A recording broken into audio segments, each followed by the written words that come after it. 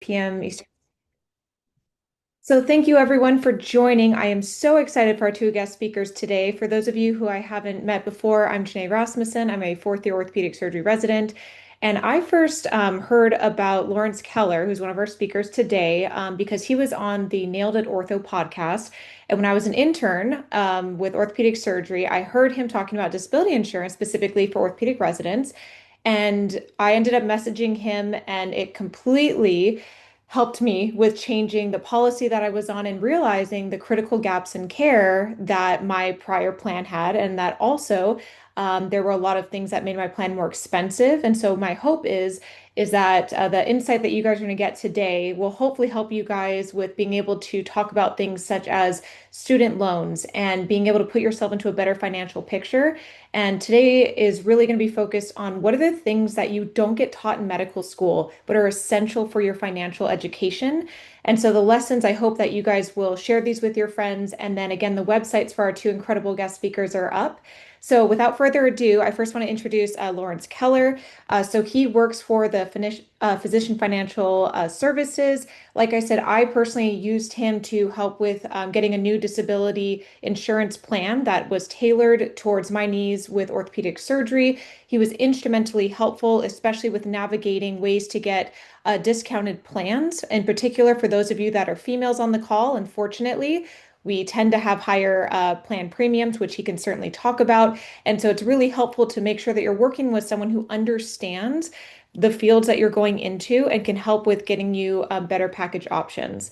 And then in addition, we have Emma, who is the founder of October Loan Strategies. And so she is going to be our guru for tonight to help talk through public loan service forgiveness and all the different changes that we're seeing in helping us with reducing debt and managing loans. So I'll pass it over to Larry and Emma. If you guys have questions, please feel free to put them into the chat. We will leave time at the end. And again, any insights that you learned, share them with your friends because we are all in this together and it is so hard to get good information. So thank you, Larry and Emma, for being here. I'll pass it over to you all. Well, thank you so much for having us. And you'll find a lot of what we're going to focus in on today is really not so much to make anybody an expert. That's not going to happen in a relatively short Zoom meeting. It's really more about knowing what it is you don't know, knowing what it is you should be thinking about, and then really just having the right people to reach out to get your answers. And I will tell you, having been in the insurance and financial services business for quite some time, they train you guys to be fantastic clinicians. You are the top 1% of earners. You're probably among the top quarter of 1% in terms of intelligence. But if you're given bad information or you're given, less than ideal information because of conflicts, how can you possibly make the right decision? If you do, it's probably going to come down to luck. So I'm going to say we're going to start with Emma because the biggest thing that you should be thinking about now is I'm finishing my medical school. I'm going to match into my residency. I've got probably a tremendous amount of debt. I would say the number one thing that you need to come out of medical school with is some type of plan as to how to handle your student loans, because that's going to have a significant impact on your life, not only now, but for years to come. And then Emma and I will go back and forth talking about, different things. We'll answer a whole bunch of questions, but I would say she's going to be the key for tonight more than I'm going to be the key for tonight. So Emma, I'll let you take it away. Thank you, Janae and Larry. I appreciate that introduction. I'm so excited to be here tonight. So, I actually used to work at the University of Wisconsin-Madison's medical school as their director of financial wellness, and then went into the private industry. And now I'm teaching, but I still actually teach a fourth year financial wellness course to the M4 students there. And so I just love working with medical students and trainees and physicians. So I'm super lucky and privileged to be able to work with that entire population. So I see what it's like to have student loan debt in medical school and then during training and then afterward too, once you all are attendees. And so if there's one thing that I want you to leave here tonight with, it's hope. Student loans don't need to hold you back.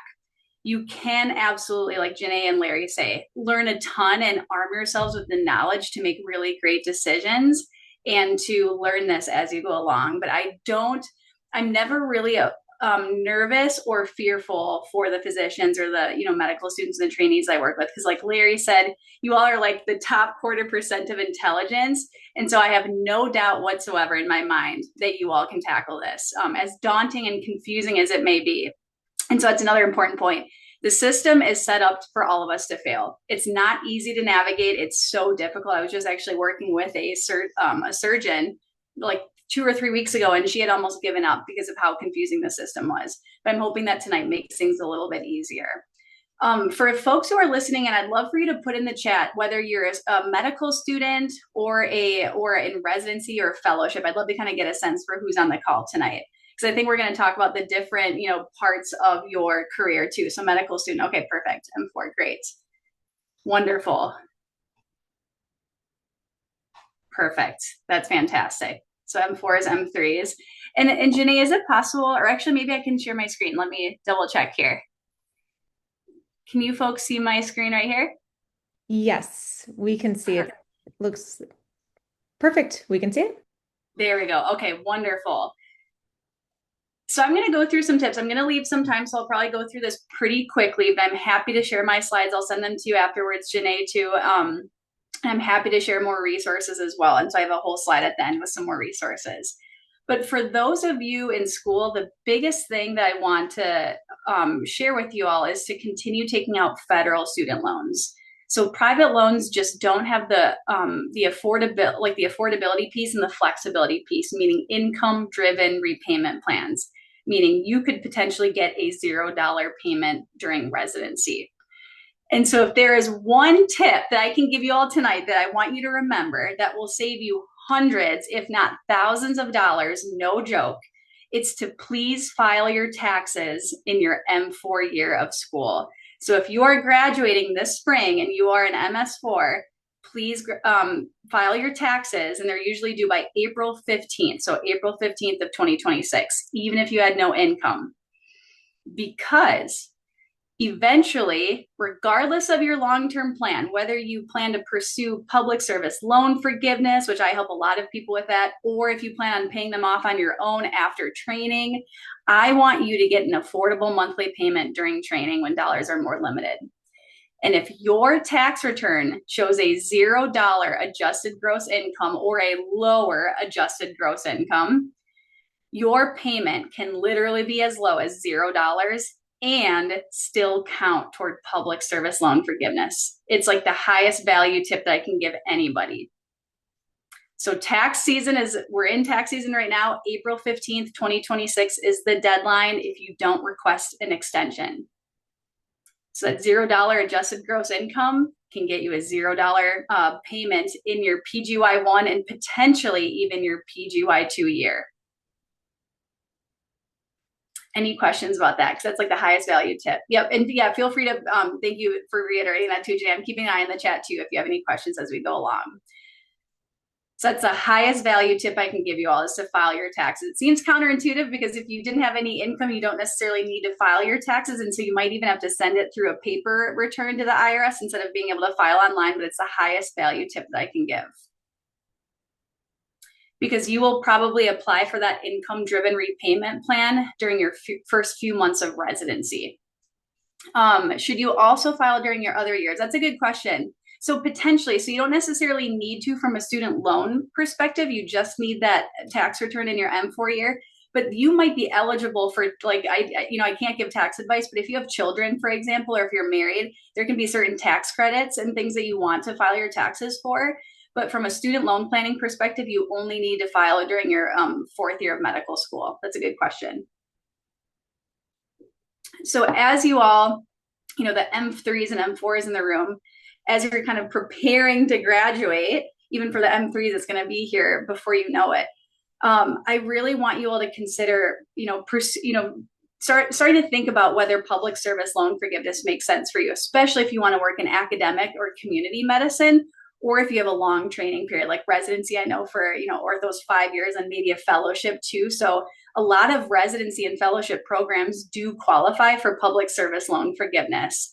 And so if you start having those $0 payments during training in your PGY1, maybe your PGY2 year, that counts toward PSLF. So, and as a friendly reminder, public service loan forgiveness is a 10-year program. So that's already like 1 to 2 years down and, 8 to 9 to go, which is pretty amazing. And I always, as a former financial aid advisor, I know, I feel like they are the unsung heroes of the medical school. And so please make an overarching plan with your financial aid advisor. And if you ever need additional assistance, that's where I can come into play too. But I do recommend starting with your financial aid advisor. If you are graduating in spring of 2026, so in a few months here, think twice before consolidating your loans. Because of a recent bill that passed this summer, the One Big Beautiful Bill Act, your repayment plans differ whether you have loans on or after July 1st of 2026 versus before July 1st of 2026.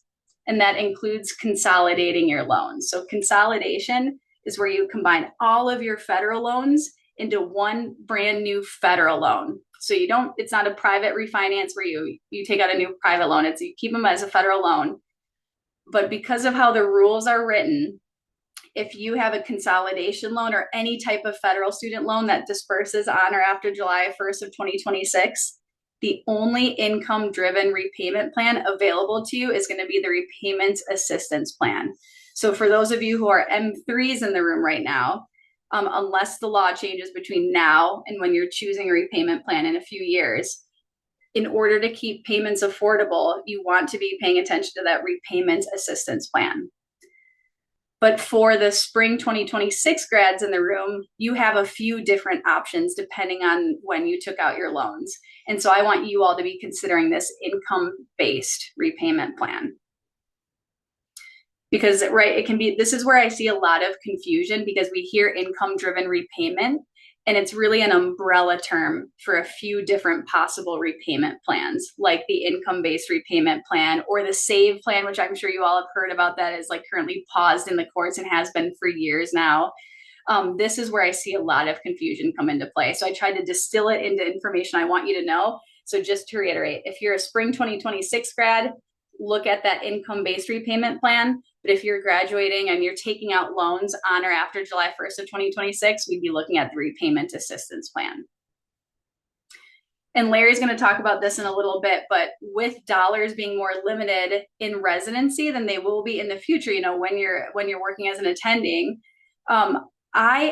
regardless of your long-term goals for student loans, I really want you to keep them affordable. I don't think anyone needs to be a hero to try to aggressively pay them off. I want you to be focusing on the basic necessities and things that bring you joy and make your life easier. I want you all to be focused on yourself and your wellness and being the best, physician that you can possibly be. You don't need to be a student loan hero, and I don't even want you to be. And this is take it from a student loan professional who does this for a living. I'd rather have you focus on the basics, things that bring you happiness and make your life easier, and then a disability insurance policy, because every one of us has a 1 in 4 chance of becoming disabled in our lifetime. Isn't that right, Larry? I'm sure you'd agree with this advice too. Yeah, I figured we all love what we do, right? You went to medical school, you're going to match ideally into the specialty and the place that you want to be. But at the end of the day, we're really nothing more than highly educated, money-making machines, right? And a lot of people, what we find is they'll go out and they'll get engaged, and they cannot ensure that engagement ring fast enough. Maybe they're renting an apartment. They probably don't even think about it, but maybe someone tells them, you should probably get renter's insurance, just in case. If we go out, now we're an attending, and we go out and we get a fancy sports car, this is not recommended right after finishing, residency or fellowship. But let's say that you do it, your first instinct is, I better insure this thing because my spouse might never let this happen again.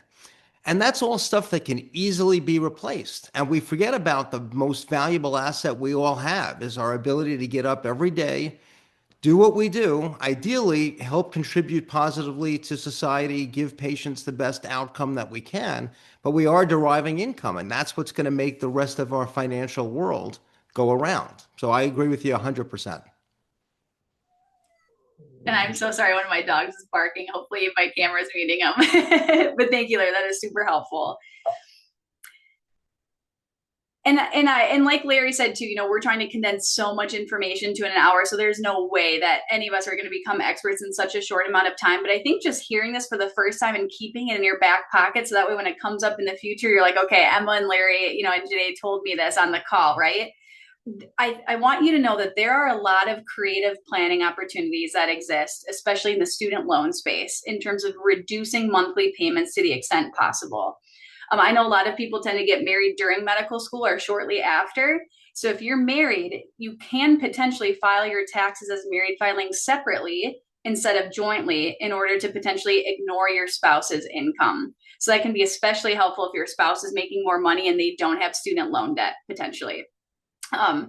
When you eventually apply for an income-driven repayment plan, they will ask for some sort of documentation showing your income. So that's where having that tax return can be really helpful instead of sharing your first pay stub, because that pay stub will show a higher income than your tax return from your fourth year of medical school. So that's how we lock in that lower monthly payment.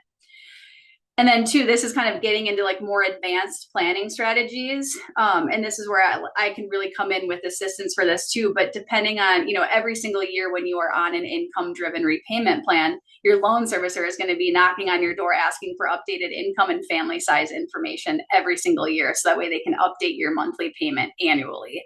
And so depending on the timing of that, you can request a tax extension to use your tax return from 2 years ago instead of the most recent one. So that's another really creative planning strategy I like to use as well. And I know everyone on this call is a go-getter, and I know many of you are probably thinking about saving for retirement as well. So contributing to things like a health savings account or to a pre-tax 401k or a 403b plan, these would be things offered through your residency program that would help reduce your adjusted gross income, which then reduce your monthly student loan payment. So there are just a lot of opportunities to, help in other ways, contributing to a retirement account potentially if you have excess funds or the means to do so while reducing your student loan payment. So this is the stuff that I really like to nerd out about as a certified financial planner professional and self-described student loan nerd. Yeah, and this is also where you see that the internet, as great as it can be a tool, it could be very dangerous. Because if I type in something like saving for retirement as a resident or a fellow, I'm probably going to get something speaking about a Roth IRA. And Roth IRA is really limited to your income. And ironically, at the time you're earning the least as a resident or a fellow, that's what makes you eligible for a straight up Roth IRA. So you might go online, read this, you're like, I definitely have to do a Roth IRA. That's not going to reduce your taxable income, but it's going to reduce how much you potentially have to pay tax at retirement. Well, conversely is exactly what Emma's saying. If I'm trying to reduce my taxable income to make my payment as low as possible and get as much forgiven, that Roth IRA might not be the strategy you actually want to take at that time. So it's really important to be informed, even if you have someone like an Emma or a certified financial planner that's doing your financial plan. You can't just turn the reins over and say, you go run with it. I'm not going to be involved. They're not cutting your lawn. They're not doing maintenance on your car. You want to know what's going on, even if you're not the person that's actually facilitating everything. Yes, absolutely. And Roth IRA too. I love the accounts, but yes, in the grand scheme of things, like if we look at someone's comprehensive financial plan, maybe contributing to that pre-tax 401k or 403b makes more sense, especially because you're killing two birds with one stone. You're saving for retirement and reducing those student loan payments, like Larry said. And then at the end of everything, right? So toward the end of training, when you're interviewing for jobs and getting offers, that's the next critical decision point and a really great time to reevaluate your plan. So during training, I can't emphasize this enough. The goal is to keep your payments low, regardless of what your long-term plan is. Once you are interviewing and getting offers, I really recommend at this point, just another pro tip, to hire a contract attorney to help negotiate and review your contract. But then the rest of your plan will be likely governed by where you're going to end up. So if you're going for private practice, maybe we'd look at 20 to 30-year income driven repayment forgiveness, or paying off those loans eventually over time on a usually a faster timeline, or continuing with public service loan forgiveness, especially if you do want to continue working at an academic medical institution or within community medicine or a nonprofit. And there's no right answer. Totally depends on your goals and your circumstances. So there is no one size fit all for student loan planning. But the moral of the story with public service loan forgiveness or any type of forgiveness is I want it to fit in with the plan and your goals and what you love doing. I don't want you to have to fit inside this box and force yourself to work somewhere where you're going to be unhappy just to make public service loan forgiveness work. So it's a great option if it already works with and falls in line with what you want to be doing otherwise. But if you force it, I worry about people ending up being unhappy, which I don't want you to end up like that, especially if you're going through medical school and training. Like you've gone through too much to be unhappy at the end of it all too. So for what it's worth, take it or leave it. But I like to tell folks that as well. Yeah, and I see some interesting stuff too. At the end of training, a lot of times when people are looking at, job A versus job B, a lot of it just comes right down to the money. And they're looking at, well, what's my guaranteed salary? The bigger, the better. They're not looking at anything else more than that. So it's very tempting to say, well, hey, if job A is $50,000 more than job B, that's a no-brainer for me. I'm going to take, job A, and that's going to be it. But if you're already done, 5 years and then another year or maybe even two of fellowship, and you're only 3 years away from getting all of your loans that remain forgiven, and they are on an income tax-free basis. So you can think of that as the biggest Roth IRA you'll probably ever get. I might just say tough it out. If I really want to be in private practice, but I can do my 3 years, you know, get my loans forgiven and then go into private practice. I mean, that is a substantial piece of what the long-term planning is, right? The other thing that I see a lot of, and again, it all comes back to the internet is great. The internet is a tool. The internet can help, but general rules are just general rules. So a lot of times you'll go to well-known physician websites and you'll see all sorts of ads where you should be potentially looking to refinance your loans privately.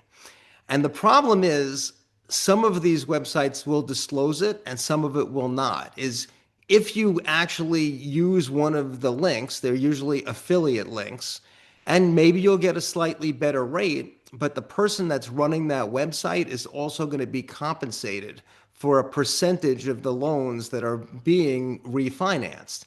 Once you do that and you're out of the federal loans, there is no going back. And you might have traded away a tremendous amount of freedom for what seemingly was a good deal, but it's only a short-term good deal. So you really have to just go in eyes wide open to not get taken advantage of just based on a quick decision, because none of this should be quick.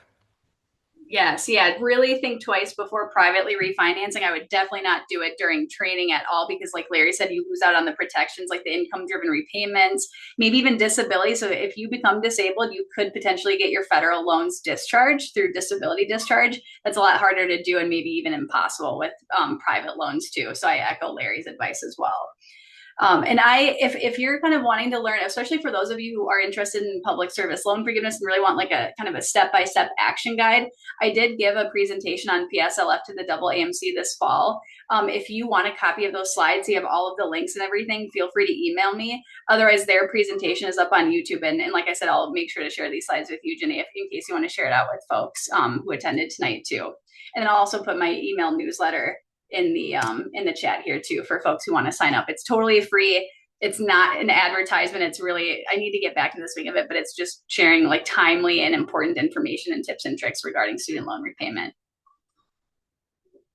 I'll hand it over to you, Larry. Perfect. So again, residency, fellowship, med student, this is not when you're going to light the world on fire financially. Ideally, this is going to be where you start to lay your financial foundation. You start getting your team of experts together. If you want to make a mistake, make them early and make them small. You know, I can tell you, I could purchase this, Emma can purchase this, is we can go out and we can buy a list from the American Medical Association. And this is called the New In Practice Physician List. I can ask them for all sorts of things: medical specialties, zip code, your age, specific institutions. And typically, when is this list purchased? It's usually when you're finishing your training. That's the time that we know you're going to go from this income to this income. We know that you're going to lack time. And if we're unscrupulous advisors, that's probably our best time to kind of get into you. So there's a couple of things you really need to be aware of. So we're going to talk about disability insurance because, like we said, this is where you're going to protect your most valuable asset. Should you buy disability insurance as a medical student? General answer is no.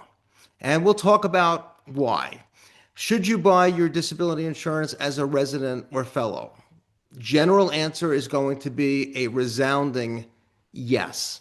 And then you've got other factors that your health are going to, impact what can you buy. The state that you're residing in, that could impact where you want to buy your coverage. So I'm going to see if I can share my screen as well. Let's see what we got. And let's see if that's working. There we go. Let me know if you guys can see that. There we go. So let's go from the beginning. Yep, Perfect. So we got that. All right. So I've cleverly, called this what the presentation is, right? Financial first steps for new physicians. And again, we're going to go back and forth and we'll talk about these, but here's where our disability insurance stuff comes into play. I'm not going to go into great details about disability insurance and really what to look for in a policy. I'm going to go very generic. So what makes up disability insurance premiums? And Janae hit this on the head. This is how much am I going to pay for my coverage? So age is going to be a big factor. The younger you are, the less expensive it is to buy disability insurance. Your gender. Again, Janae got that one right. So general rule of thumb is that the premium rates for females are much higher than they are for males. Why is that? Well, pregnancy and complications of pregnancy. Higher rate of autoimmune disorders among females. And believe it or not, there's a higher rate of mental/nervous conditions like anxiety, depression, stress, chemical dependency. And why is that? Well, hey, I'm trying to be a physician by day, and at night, I have to run my household. Maybe I have children. I got to take care of my spouse. State of residence. This is big, primarily in California, some companies, Florida, some companies, Arizona, and some companies, Nevada. General rule is the nicer the weather, the higher the disability insurance claims number. People would rather be on the beach than in clinic or the operating room. At least that's what they say. Medical specialty or occupational classification. This is one of the reasons that you don't necessarily want to buy your coverage when you're a medical student. So insurance companies don't know what you're going to match into until you've actually matched. Once you give us your match letter and it says, I've matched into diagnostic radiology, we know you're a radiology resident. Prior to that, we have to assume the worst. And that's going to be an anesthesiologist. That's going to be an emergency medicine physician. So if I'm going for a policy that's medically underwritten, where I'm answering medical questions, someone's reviewing my prescription drug history, someone might be reviewing my medical records, they're going to come in and they're going to say, okay, if you are in one of these specialties, your policy has to have a limitation for psychiatric-based disabilities. But if you don't want that, and you're not going into emergency medicine or anesthesiology, you don't want to buy your policy as a medical student, at least until you've matched and you can prove otherwise. Another big reason, and we're going to talk about this, there's something called Guaranteed Standard Issued Disability Insurance, or GSI, right? The acronyms are not just for you guys in medicine. And this could be the difference between you getting disability insurance or not getting disability insurance at all. And you could potentially make a move where you try to buy disability insurance as a medical student after you matched, and you might not be able to ever come back from that. Then we look at your riders, your optional pieces that you add to your policy, and then of course, discounts available. And the largest discounts and the most availability of discounts happen to be for residents and fellows. And they don't end when you finish residency or fellowship.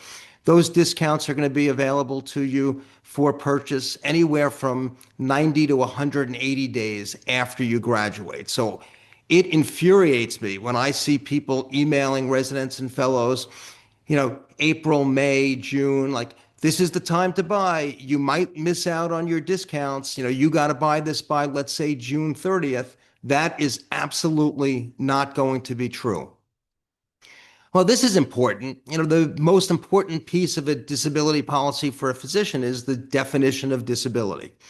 So the most important thing is, what is this policy saying? How is this going to release money to you? So you want to make sure you have a true own occupation definition. This just says you can't do the material and substantial duties of your occupation. These are the main things that you do day in and day out. And if I told you you couldn't do these things anymore, you really could not practice in your medical specialty. It's always based on what you were doing prior to your disability.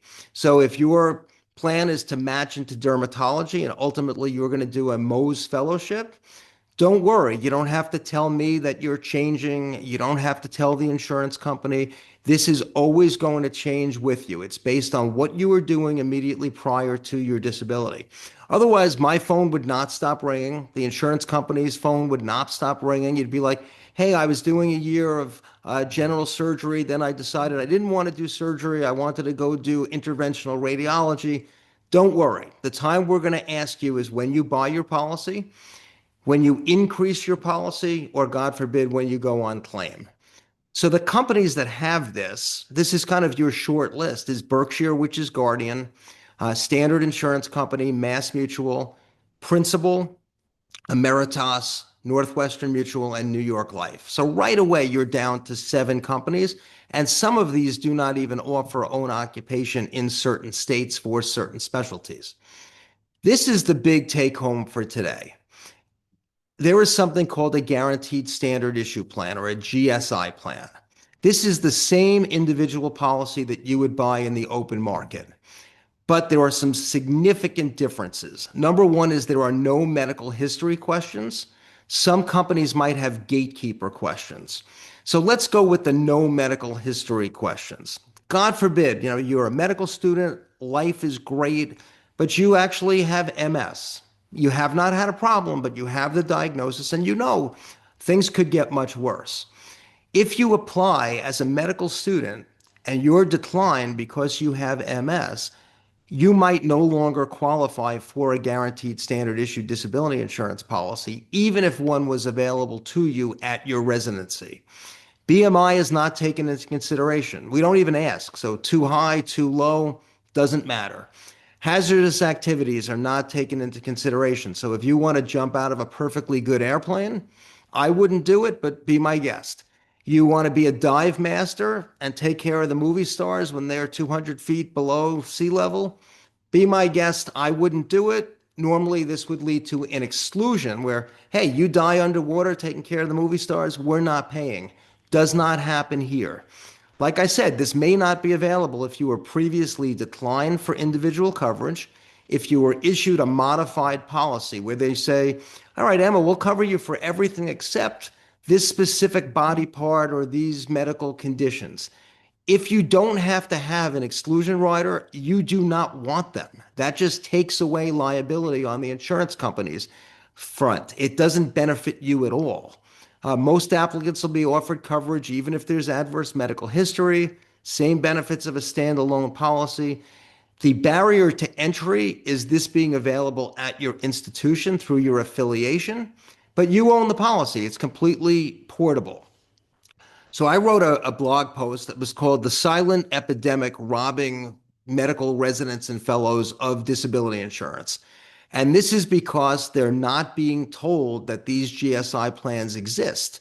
Someone comes in, maybe they were referred by your program director, maybe you sent out some quotes requests, and they don't even tell you that this exists. So let's be careful out there.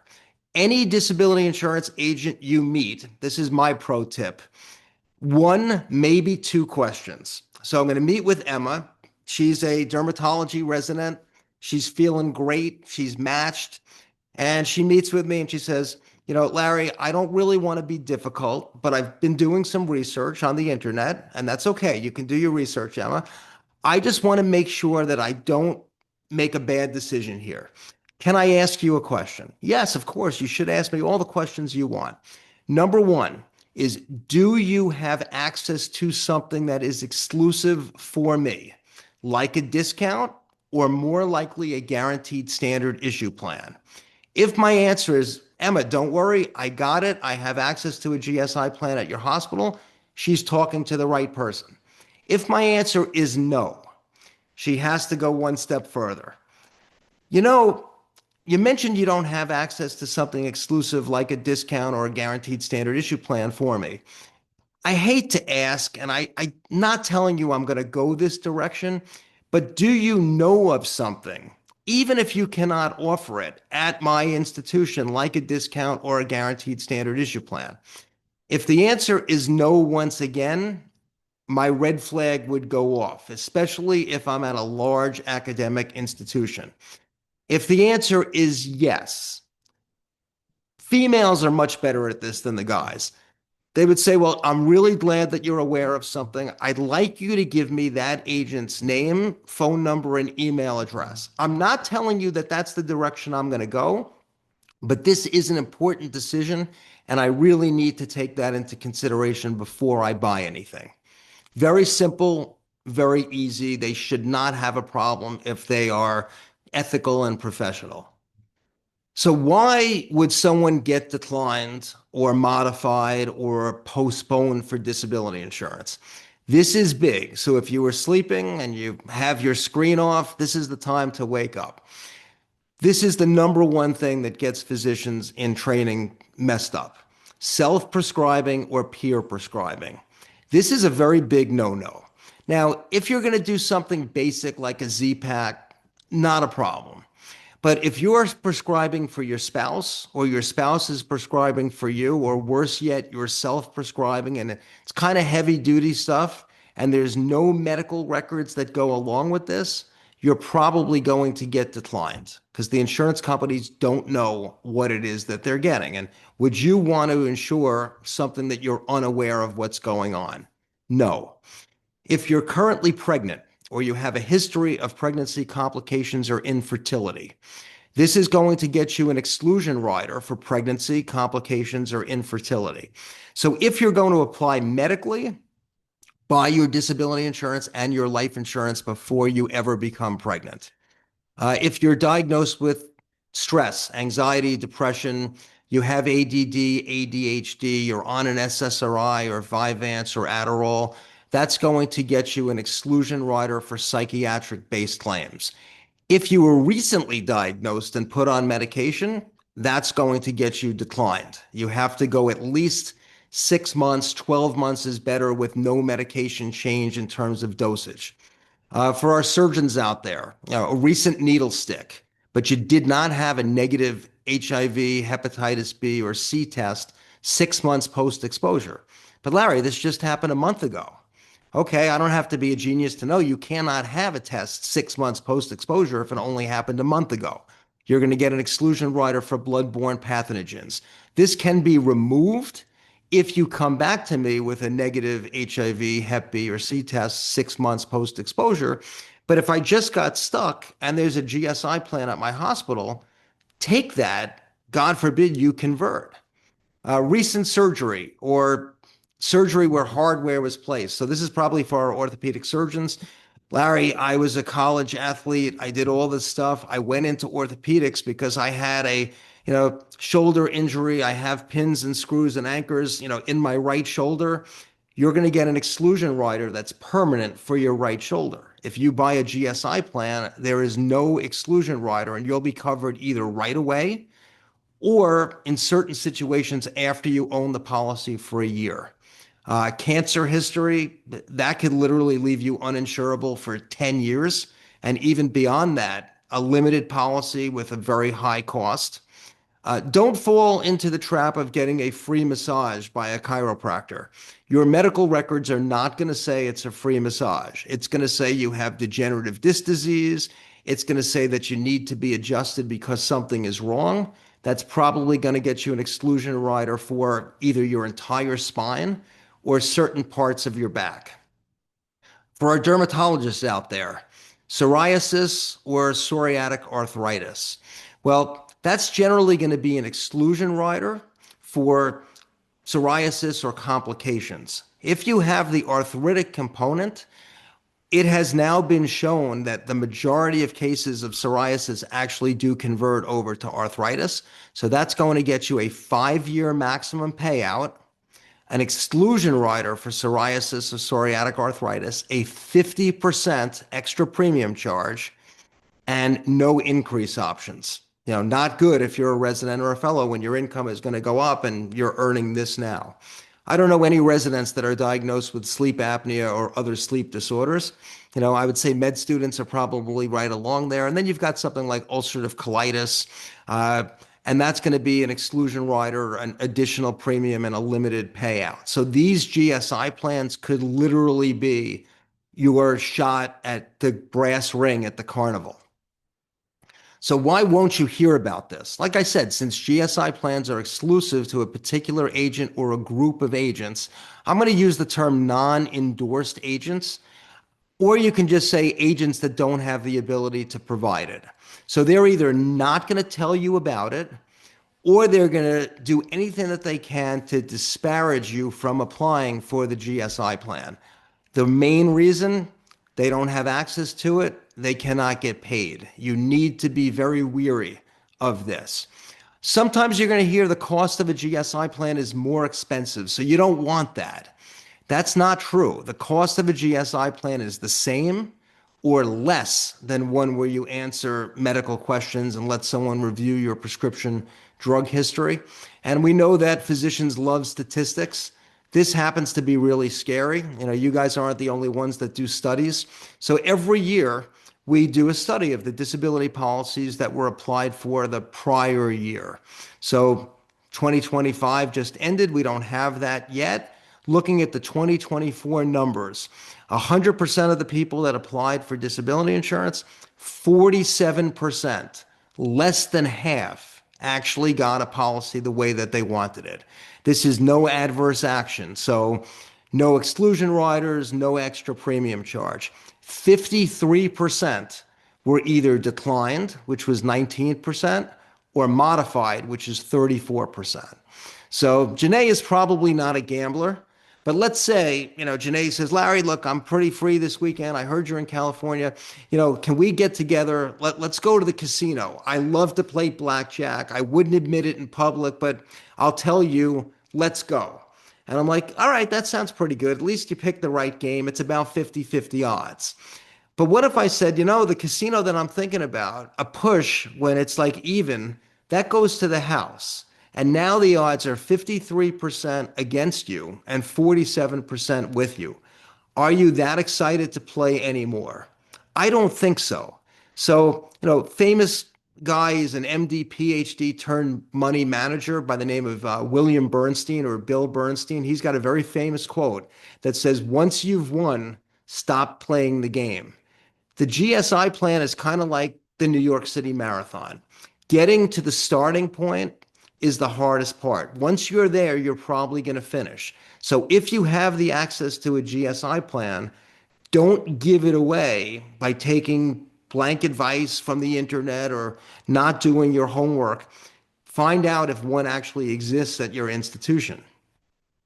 And then a couple of other quick things. If you happen to be a foreign national, so you're a visa holder, and let's say you're in, I don't know, Virginia, your country of citizenship is India, and you're like, hey, I was told I should buy disability insurance. Yes, it's probably a good idea. But most of the policies that you're going to buy are going to either exclude any type of payment if you need to go back to India, or they're going to pay you for a very limited period of time, like 6 months or a year. Then you have to come back to the United States. Now, I am certainly no immigration attorney, but if you lost your sponsorship and you lost your visa and you need to return to your country of citizenship, how are you getting back to the United States? It's probably not going to happen. So, a huge mistake that I see among visa holders is they never ask the disability insurance agent if this policy is going to continue to pay them if they need to leave the United States. So be very aware of that. Guardian's policy actually does do this. It's not in every state. I put the ones where it does not work. So this could actually be important as to where you buy your disability insurance policy. And then again, Janae's not going to like this, but she knows this too. California, the worst state you can possibly buy your disability insurance. So if you're not there yet, you might want to buy your policy before you get there. Now, this is again, you have to say, well, what's my health like? Is there a GSI plan where I'm going? If I apply and I'm declined, do I meet one of the exceptions to still get the GSI plan where I'm going? But California limited policy choices. Generally, policy provisions are less liberal. And like I said, if you plan to go there, consider buying your policy before. I wanted to So throw in, Larry, that for a tangible example, so I'm in California for my residency.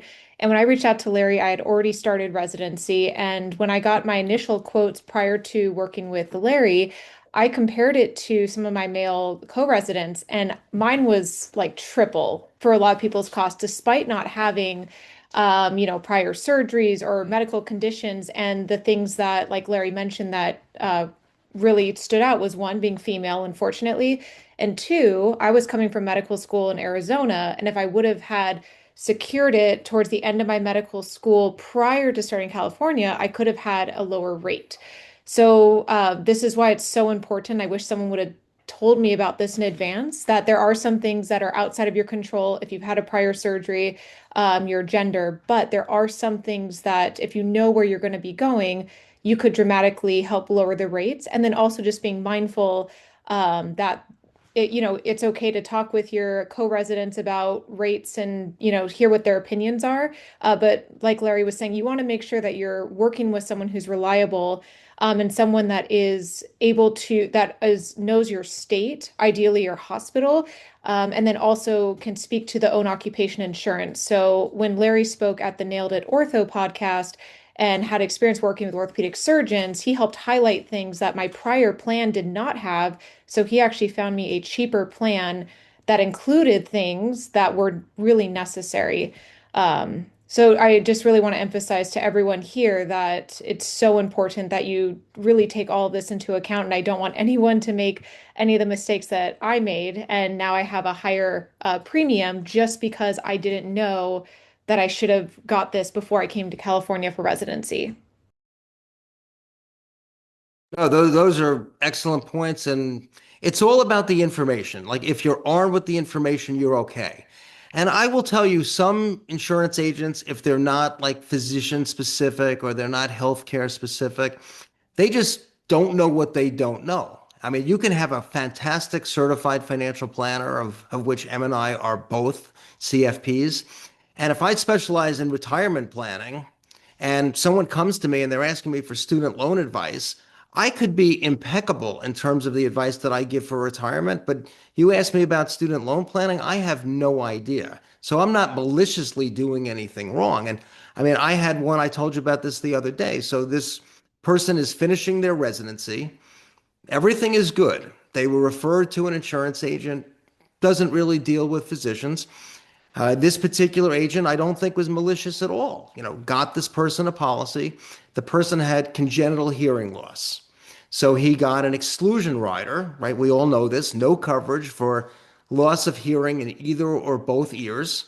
This also removed the presumptive disability clause, where if you lose your hearing in both ears, you get paid, even if somehow you can be, a deaf person in his medical specialty. And he was pretty upset. So he went online. He typed in exclusion riders. What do I do about this for disability insurance? And he ran into, I'd say by accident, but very well promoted, a lot of my stuff talking about disability insurance for physicians and the availability of guaranteed standard issue plans. And he reaches out and he said, "Oh, I read all your stuff. Do you have a guaranteed standard issue plan at my hospital?" And I said, "I do, but it sounds to me like you already applied with an insurance company and you have an exclusion rider for loss of hearing in either or both ears to include the removal of the presumptive clause." And he said, "Yes, that's true." I said, "When are you graduating?" And he said, "I'm graduating in a couple of months," because I was looking for one of the exceptions to the rule. I then had to tell him, which he greatly appreciated, but it didn't make him feel any better. There was a GSI plan at your hospital. Your agent didn't do this maliciously, but he didn't know what he didn't know. So unfortunately, you do not qualify for the GSI plan anymore. He made you ineligible when you applied and you got this modification.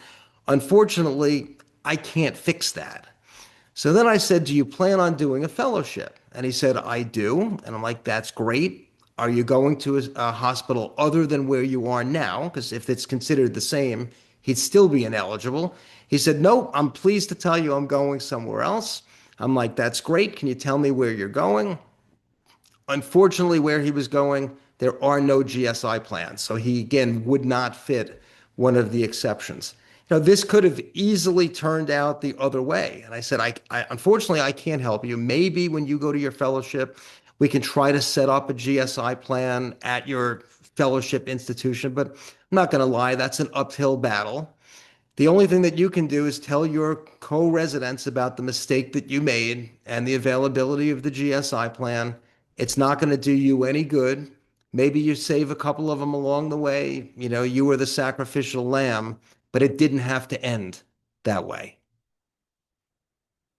So questions jumping out on anybody's side? Anyone want to throw anything into the chat? Because I know Emma and I will go through a couple of other quick things as to where we see mistakes made as you're transitioning from medical student into resident or resident into fellow.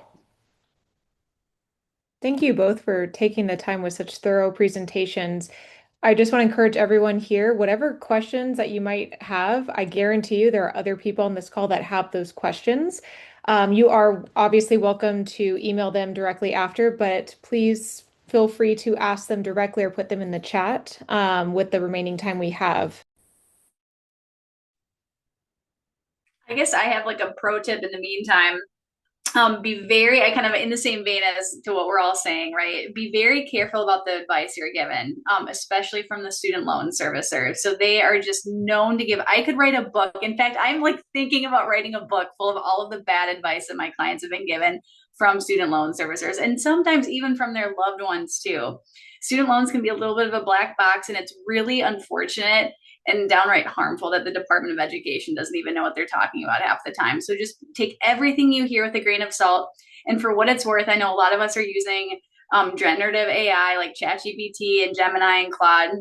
They do not understand the specifics of student loans either, for what it's worth. So I will ask it and test it questions that I know the answer to because I've been doing this for years, and it will get it wrong. So just be careful with AI and be careful with federal student aid as well.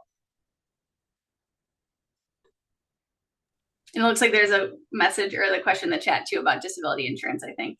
All right. Let's see what we got. So the question is, how early in medical school should we be looking around at different plan options? What would be your recommendation? I would, again, I probably would not look at it as a medical student until I've matched. That would really be the earliest. Most of the insurance companies won't insure you. I mean, they will for you guys because you're all MS3 and MS4. But generally, until you make it to that point, the insurance companies will not even offer coverage because they're not sure you're going to graduate, right? That's the honest to goodness truth. So I would say, right before you match or after you match, then you really want to go, well, hey, where am I going? Is there a GSI plan there? Am I healthy?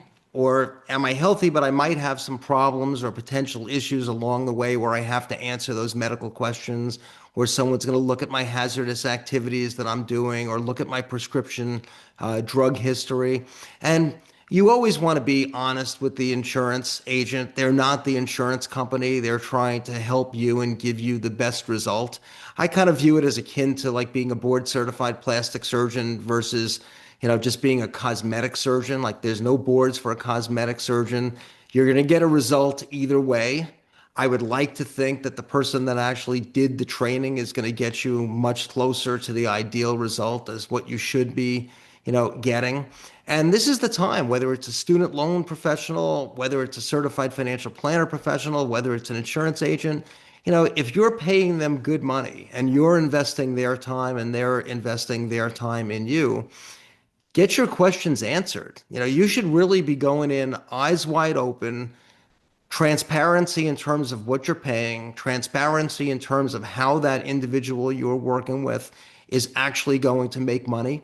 I know residency is tough. I can tell you this, you're going to get invited to an awful lot of steak dinners, and it's great. I will tell you this from experience. The only thing that gets eaten that night happens to be the residents or fellows. You look around the room, someone is paying for that meal, and it's going to be one of you. So it doesn't necessarily mean it's bad. Just understand that that's how that person is going to be earning money as a result of being able to put these things on. So some of the questions that I get also, and Em, I'd love to get your take, is the American dream, right? I finished medical school.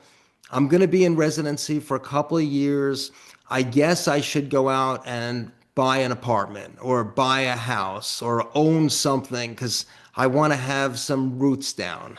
I mean, I know my thoughts, but what's your take on, a resident? Maybe they're married to another, trainee. Maybe they're married to someone that's actually earning a much higher income. What would you tell them? Again, we won't hold you to it, but like, general type rule.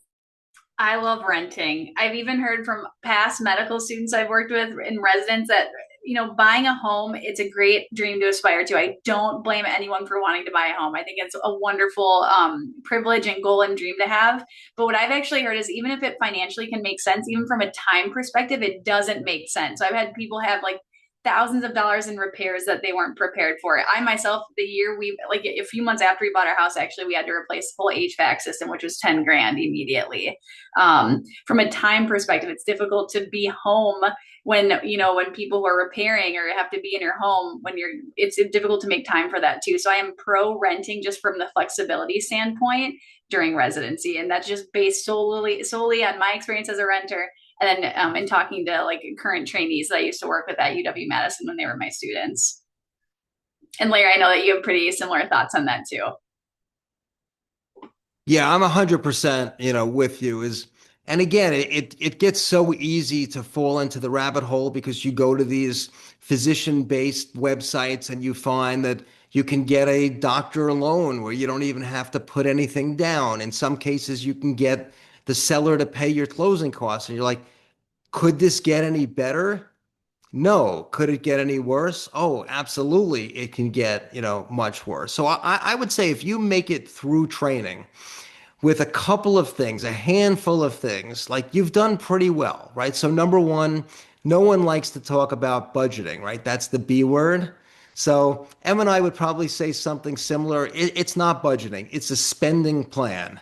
Know what's coming in, know where your money is going, whether you're saving for retirement, you're trying to reduce your taxable income. A lot of physicians, and this is true, is they call me up and they're terrified for asset protection planning. They're like, I don't, what if this case happens? What if this happens? And I said, the odds of a med mal case where you're going to lose above your limits, unless it's egregious, it's pretty unlikely. But you're busy. If you're married, the best investment that you can make during your residency program is what we call date night. Divorce is super, super expensive. There's almost no coming back from that. So once a week, sit down with your spouse, go out, enjoy yourself, catch up on where your lives are, where you'd like to be going, and make sure you're on the same page. Like that will save you probably millions of dollars, over your career. Like they say, what is it? One house, one spouse. That tends to work, pretty well. I was just going to put that in the chat, Larry, because I've heard that too. Even like amongst physicians too, that's like the secret is one spouse, one house. Yeah, I mean that's huge. Then, then I would say figure out if you're going to put money away for retirement, do you go pre-tax? Do you go post-tax? Do you do, Roth IRA? You don't see a lot of this in residency programs, but if there's a match, where your employer is putting money away on top of what you put away, that's free money. And to walk away from that, you're basically leaving a portion of your salary behind. Then I'd say you want to get your employment contract, reviewed. You want to make sure not just the base salary, general rule of thumb is if you're looking at contracts and your friends are looking at contracts and they're all in the same geographic area and yours are looking much larger than what your friends are, you're not that special. There's something in that contract that's deeper in that they probably don't want you to actually see. Take a look at that.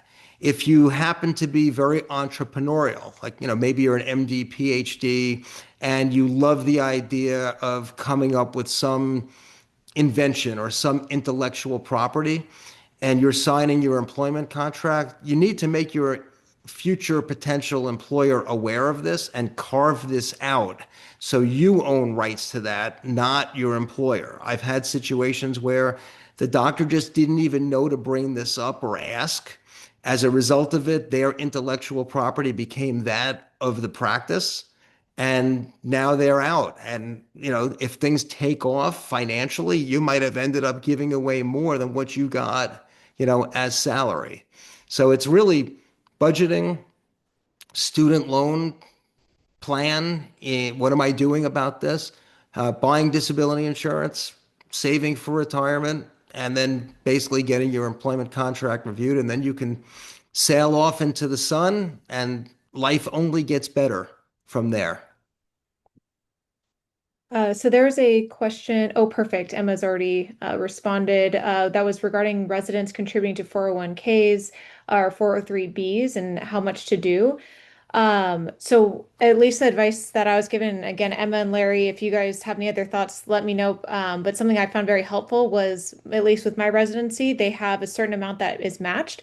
So I do the same amount that my 401k is going to be matched because that's free money. If you don't do that, you're throwing away free money. And then the rest I put into my IRA and maximize my IRA, which I know we didn't go into all that today, but that's your pre-tax account. And then anything extra, I'll put back into my 401k if I'm not putting into like my high yield savings account, et cetera. But at least if you put the minimum into your 401k that your residency is matching, then anything else, whether you want to continue just with the 401k or do your IRA, at least just make sure the bare minimum is you're putting it automatic. So you're not thinking about it. You're not tempted to spend it. You don't even see that money. And it's automatically getting that free money that's being matched with your program. I don't know if you guys have any other thoughts on that.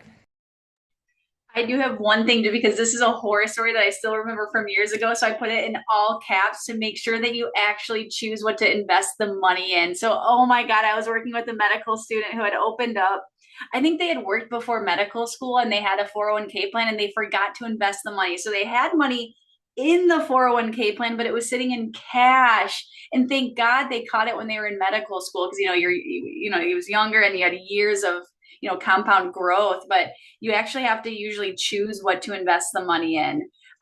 So if any of you are looking for like an easier read, if you're curious about investments, I just read The Simple Path to Wealth. I don't agree with everything necessarily, but it's a good place to start for investing information. So I'll put that book name in there. It's The Simple Path to Wealth. I am a Boglehead, so I like simple and cheap investment. So if you look up like the Boglehead 3-fund portfolio, like I said, I can't give investment advice, but good place to start for investing resources. And I love the match too. So Janae, I'm really glad that you brought that up. Yeah, there's another great one, and it's funny, it goes back to Bill Bernstein.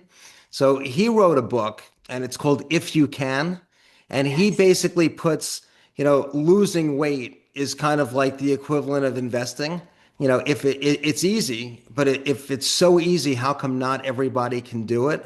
So it's written for millennials. So that basically means it's written for med students that have no time. And it's free. It's online. I can, send Janae a copy of it. And it literally just talks about a three-fund portfolio, and you rebalance it, once a year, and that's it. I mean, when people talk about, financial planners or hiring a certified financial planner professional, they always think that it comes down to investments. And ironically, that is the smallest piece of what certified financial planners do. Certified financial planners actually are looking at holistic planning, trying to figure out like what bucket or what order should things be done. It really doesn't have anything to do, with investing. Maybe a simple asset allocation in low cost index mutual funds, but that's pretty easy. So again, there's different types of certified financial planners out there. There's, Emma, she focuses in solely on student loans.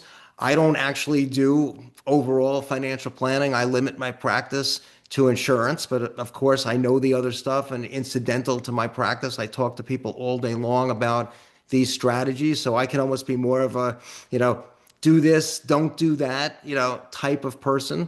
And then just know what it is that you're getting. And I'll end mine with this. So we have the steak dinners. Okay, that's a little fancier. But you have a lot of what we call lunch and learns in the hospital. And this is usually someone is coming in through either the chief resident, maybe the program director. They're bringing in some kind of food, maybe it's pizza, maybe it's sandwiches, and that's fine.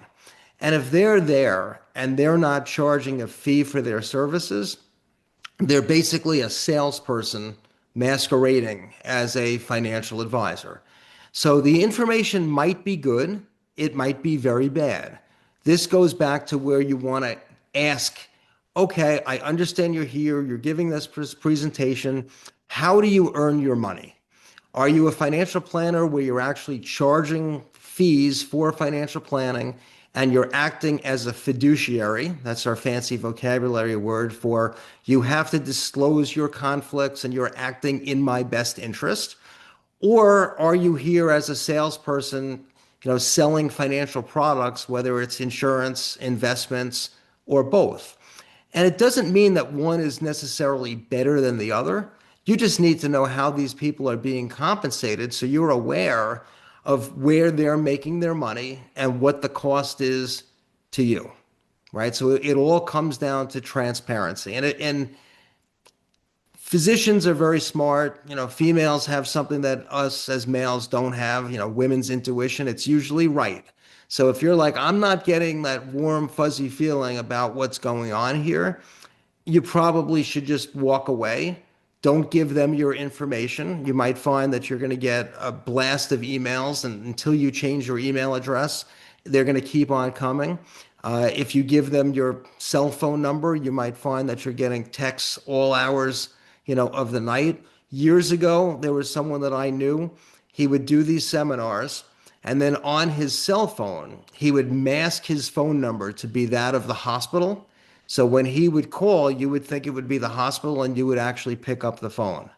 That's some of what goes on behind the scenes. So be careful out there. Because anybody can call themselves a financial advisor. So I put that in the chat too, which is so scary. So like Larry said, understand their credentials and understand how they're being paid, and listen to that gut feeling. If you're not jiving with them or if something doesn't feel right, please listen. Well, thank you so much, Emma and Larry, for taking the time to be here. Your advice, I hope everyone here on the call, whether they feel a little overwhelmed right now or not, just by getting this information, you're already getting ahead of most people, just because unfortunately, we just don't get this education in medical school. So please take what you learned today. Share it with other people. Anything that gets sent to me, we'll send it out to the OrthoLink Scholars and DermLink Scholars group so you all can have that information. And then, like they were saying, just be very cautious about things you read online. Make sure that anyone that you're working with, whether it's with Emma or Larry or another individual, that they have the appropriate credentials. And then ask questions, be curious. There are so many podcasts and books and things to learn that sometimes it can be very overwhelming, but stick with the basics. And just make sure that you're talking with your peers and other individuals that can give you sound advice. Thank you so much, everybody. This is a privilege, and I really appreciate your time, especially because I know how busy you all are. So thank you so much, and I'll make sure to send my slides to you, Janae. Awesome. Perfect. Thank Thank you guys you. so much. I think, we've got a lot done, for today. And again, just know what it is that you don't know and know when it's time to ask for help.